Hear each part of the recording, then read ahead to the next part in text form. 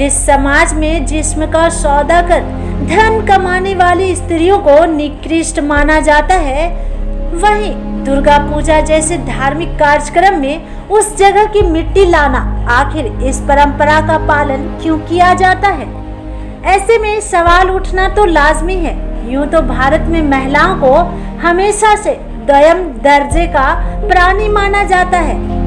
कन्याओं को जन्म लेने से पहले ही मार दिया जाता है, लेकिन नवरात्रि के दिनों में उन्हें देवी स्वरूप माना जाता है। आखिर ये कैसी परंपरा है? जाहिर तौर पर यह दिखावटी रवैया ही तो है, लेकिन इससे बड़ा उदाहरण तो यही है कि वैश्यावृत्ति करने वाली स्त्रियों के स्थान से मां की मूर्ति के लिए मिट्टी लाना। हिंदू मान्यताओं के अनुसार दुर्गा पूजा के लिए मां की जो मूर्ति बनाई जाती है, उसके लिए 4 चीजें बहुत जरूरी होती है। पहली, गंगा तट की मिट्टी, गौमूत्र, गोबर और वैश्यालय की मिट्टी या किसी ऐसे स्थान की मिट्टी जहां जाना निषेध हो। इन सभी को मिलाकर बनाई गई मूर्ति ही पूर्ण मानी जाती है। ये रिवाज दशकों से चली आ रही है। आखिर क्यों? आज हम आपको बताएंगे कि कैसे ये पुण्य माटी एकत्रित की जाती है और क्यों। ऐसी मान्यता है कि मंदिर का पुजारी वैश्यालय के बाहर जाकर वैश्याओं से अपने आंगन की मिट्टी मांगता है। जब तक वह मिट्टी उसे मिल नहीं जाती, वह वापस नहीं लौटता। अगर वैश्या मिट्टी देने से मना भी कर देती है, तो भी वह उनसे मांगता ही रहता है और तब तक मांगता रहता है जब तक वह उसे मिट्टी दे नहीं देती। जैसे जैसे समय बदलता जा रहा है, वैसे वैसे पुजारियों के अलावे मूर्ति बनाने वाले कलाकार भी वैश्यालय से मिट्टी लेकर आते हैं।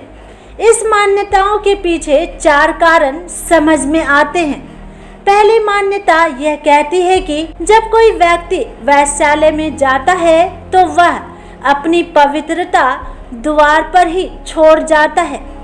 भीतर प्रवेश करने से पूर्व उसके अच्छे कर्म और शुद्धियां बाहर ही रह जाती है। इसका अर्थ यह हुआ कि वैश्यालय के आंगन की मिट्टी सबसे पवित्र हुई, इसलिए उसका प्रयोग दुर्गा मूर्ति के लिए किया जाता है। दूसरी मान्यता के अनुसार महिषासुर ने देवी दुर्गा के सम्मान के साथ खिलवाड़ किया था। उसने उनकी गरिमा को काफी ठेस पहुंचाई थी। उसके अभद्र व्यवहार के कारण ही मां दुर्गा को क्रोध आया और अंततः उन्होंने उसका वध कर दिया। इस कारण से वैश्यावृत्ति करने वाली स्त्रियां, जिन्हें समाज में सबसे निकृष्ट दर्जा दिया गया है, कि घर की मिट्टी को पवित्र माना जाता है और उसका उपयोग मूर्ति के लिए किया जाता है। तीसरी मान्यता के अनुसार वैश्याओं ने अपने लिए जो जिंदगी चुनी है, वो उनका सबसे बड़ा अपराध माना जाता है। वैश्याओं को इन बुरे कर्मों से मुक्ति दिलाने के लिए ही उनके घर की मिट्टी का उपयोग किया जाता है।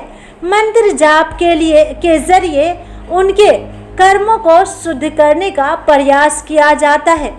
चौथी मान्यता के अनुसार वैश्याओं को सामाजिक रूप से काट दिया जाता है, लेकिन इस त्योहार के सबसे मुख्य काम में उनकी ये बड़ी भूमिका उन्हें मुख्य धारा में शामिल करने का एक जरिया माना जाता है।